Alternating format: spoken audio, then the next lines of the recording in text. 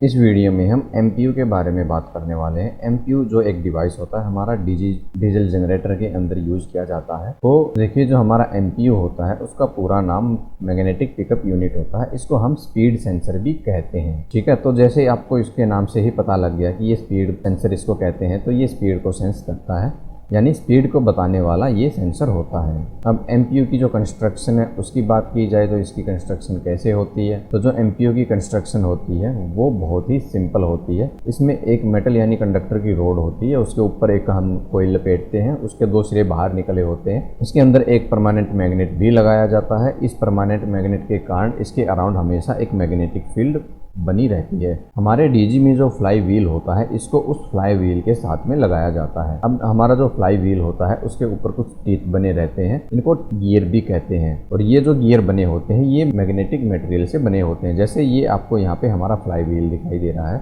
और ये यहाँ पे इसके टीथ कह सकते हैं या फिर आप इनको गियर भी कह सकते हैं। ये भी जो हमारा मैग्नेटिक मटेरियल है उससे बने होते हैं। और यहाँ पे ये हमारी एक लंबी रोड हो गई और इसके ऊपर ये इसकी एक छोटी सी वाइंडिंग कर दी गई है और इससे ये दो सिरे यहाँ से निकाल के हमारा जो कंट्रोलर है वहाँ पे चले जाते हैं। इसमें यहाँ पे एक परमानेंट मैग्नेट दिखाई दे रही है, जैसे आपको ये भी लगाई जाती है। इसके दो पोल है, साउथ और नॉर्थ। अब यहीं से ये इसको सेंस करता है। अब हमारा जो ये फ्लाई व्हील होता है और ये जो हमारा सेंसर है इसके बीच में यहाँ पे एक एयर गैप होता है। अब यहाँ पे इसका वर्किंग प्रिंसिपल देख लेते हैं हम कि किस तरीके से जो हमारा एमपीयू है वो काम करता है। तो जब हमारा इंजन रुका होता है तो इसमें कुछ भी नहीं होता है, लेकिन जब हम इंजन को चलाते हैं तो घुमाते हैं, जब वहाँ पे हम क्रैंक करते हैं तो जो हमारा इंजन होता है वो घूमना शुरू होता है। उसके साथ ही जो हमारा ये फ्लाई व्हील होता है इंजन में वो भी घूमना शुरू कर देता है। तो जब फ्लाई व्हील घूमता है तो आप देखोगे कि जो फ्लाई व्हील के टीथ बने हुए हैं वो एमपीयू के बिल्कुल सामने आते हैं। तो जो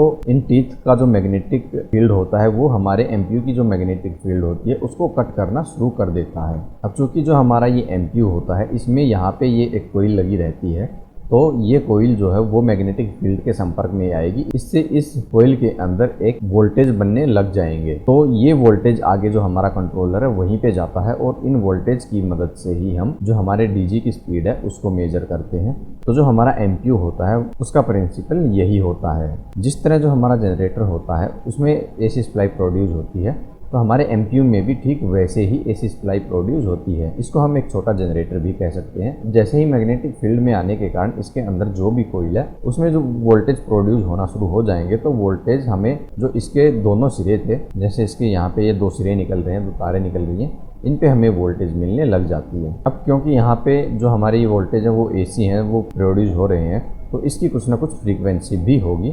अब फ्लाई व्हील पे जो टीथ लगे होते हैं वो जितने नंबर ऑफ पीस इसकी मैग्नेटिक फील्ड को कट करते जाएंगे, जो हमारी फ्रीक्वेंसी है उसी के अनुसार आएगी और उसी को ये यहाँ पे मेजर करेगा और उसी हिसाब से ये आगे सिग्नल भेजेगा। अब यहाँ पे जो स्पीड होती है वो फ्रीक्वेंसी के डायरेक्टली प्रोपोर्शनल होती है, यानी फ्रीक्वेंसी जितनी ज़्यादा होगी हमारी डीजी की स्पीड भी उतनी ज़्यादा होगी। इसका मतलब आप ये भी समझ सकते हैं कि हमारा जो डीजी यानी ये फ्लाई व्हील है ये जितनी कम स्पीड से घूमेगा तो हमारी फ्रीक्वेंसी भी यहाँ उतनी ही कम जनरेट होगी। आगे बढ़ने से पहले दोस्तों, अगर आपने हमारे चैनल को सब्सक्राइब नहीं किया है तो आप हमारे चैनल को सब्सक्राइब कर सकते हैं ताकि इलेक्ट्रिकल की ऐसी ही वीडियो हम आपके लिए लाते रहें। अब बात करते हैं जो हमारा ये एमपीयू होता है इसकी एडजस्टमेंट की। इसकी एडजस्टमेंट मतलब जो यहाँ पे ये एयर गैप यहाँ पे आपको दिखाई देगा हमारे फ्लाई व्हील और एमपीयू के बीच में, ये जो गैप होता है वो कितना होना चाहिए। ये गैप ना तो बहुत ही कम होना चाहिए, ना ये गैप जो है वो बहुत ही ज़्यादा होना चाहिए। अगर ये बहुत ही ज़्यादा होगा तो जो यहाँ की इन दोनों की मैग्नेटिक फील्ड है वो एक दूसरे से इंटरेक्ट नहीं करेंगी और इस एमपीयू के अंदर कोई भी इलेक्ट्रिसिटी या फ्रीक्वेंसी जनरेट नहीं हो पाएगी। और अगर इन दोनों का जो गैप है ये बहुत ही कम हो जाएगा तो जो हमारा ये एमपीयू है ये हमारे फ्लाई व्हील के साथ रगड़ खा सकता है, जिससे जो हमारा एमपीयू है वो तुरंत ही खराब हो जाएगा और ये फिर काम करने लायक बचेगा ही नहीं। तो ऐसे में इसकी एडजस्टमेंट होना बहुत ही जरूरी है और इसके बीच में जो ये एयर गैप है ये एक लिमिट में होना बहुत ही जरूरी होता है। तो यहाँ पे इसकी जो एयर गैप होती है उसकी जो रेंज होती है उसकी मिनिमम रेंज हम जो रखते हैं वो 0.25 mm से मैक्सिमम 1.02 mm तक होती है, यानी 0.25 mm से लेके 1.02 mm के बीच में जो ये एयर गैप होता है इसकी लिमिट हमें रखनी होती है। अब यहाँ पे वोल्टेज की बात की जाए तो यहाँ पे मिनिमम 1 वोल्ट से लेके आपको 50 वोल्ट तक प्रोड्यूस होते मिल सकते हैं। ये जो वोल्टेज होते हैं ये हमारे कम और ज़्यादा होते रहते हैं। ये बेसिकली हमारा जो डीजी है उसकी स्पीड के ऊपर निर्भर करता है। जितनी उसकी स्पीड होगी उतने ही यहाँ पे वोल्टेज जनरेट होंगे। ये जो टॉपिक हम आपको बता रहे हैं एमपीयू का, ये हमने एक डीजी से रिलेटेड ई बुक बनाई है जिसमें आपको डीजी के बारे में बहुत कुछ देखने को मिल जाएगा। अगर आप भी डीजी के बारे में बहुत कुछ सीखना चाहते हैं तो आप हमारी इस ई बुक को नीचे डिस्क्रिप्शन में दिए गए लिंक से खरीद सकते हैं।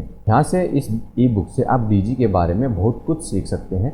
हमारी जो ये ई बुक है इसमें बेसिकली आपको लगभग 170 से 180 पेज देखने को मिलेंगे और यहाँ पे आपको सब कुछ डिटेल में बताया गया है, जैसे डीजी क्या होता है, डीजी कैसे काम करता है, डीजल जनरेटर के कितने प्रकार होते हैं, सिंक्रोनाइज कैसे किया जाता है, पावर फैक्टर कैसे काम करता है, डीजल के पार्ट्स में जो होते हैं वो कौन कौन से होते हैं, डीजी में कौन कौन से सिस्टम होते हैं, डीजी में फ़िल्टर कौन से यूज़ होते हैं, डीजी की सेफ्टियाँ क्या होती हैं, डीजी में कितने सेंसर लगे होते हैं, डीजी में धुआं जो होता है वो कितने प्रकार का होता है, स्पेसिफिकेशन होते हैं धुएँ के वो क्या क्या होते हैं, डीजी की जो टेक्निकल टर्म्स हैं वो क्या होती हैं, डीजी ऑपरेटर जो है उसके लिए हमें जो क्वालिफ़िकेशन चाहिए वो क्या चाहिए, डीजी ऑपरेटर का काम क्या होता है, हमें कौन सी बातों का ध्यान रखना होता है और डीजी को स्टार्ट कैसे करते हैं, डीजी को स्टार्ट करते समय क्या करना चाहिए, डीजी स्टार्ट होने के बाद क्या चेक करना चाहिए, डीजी को ऑफ कैसे करेंगे, डीजी की मेंटेनेंस कैसे होती है, डीजी में किन बातों का जो है वो ध्यान रखा जाता है, डीजी चलाने के बाद किन बातों का ध्यान रखना जाता है,